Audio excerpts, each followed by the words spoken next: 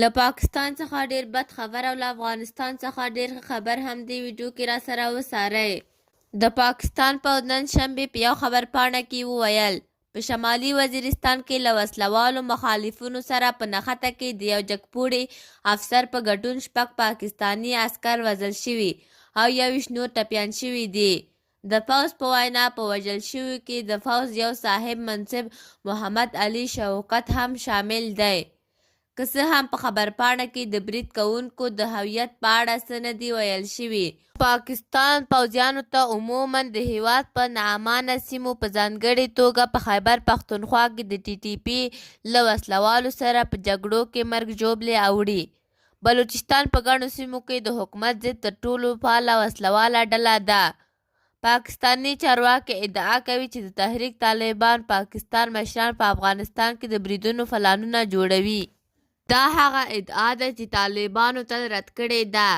تر دې مخکې د پاکستان ایکسپریس ټریبون ورځپاڼې راپور ورکړی و چې یوازې سږکال کال به په خیبر پښتونخوا ایالت کې په تر وروستي بریدونو کې 313 عسکر او ملکي وګړي وژل شوي دي. د ورځپاڼې پر اساس په دې موده کې په خیبر پښتونخوا کې 661 نور کسان ټپیان شوي دي. بلخوا د کندوز ولایت لپاره طالب چارواکو د شیرخان بندر له لارې افغانستان ته د بهرنیو سیلانیانو د ورتګ د زیاتېدو خبر ورکړی دی.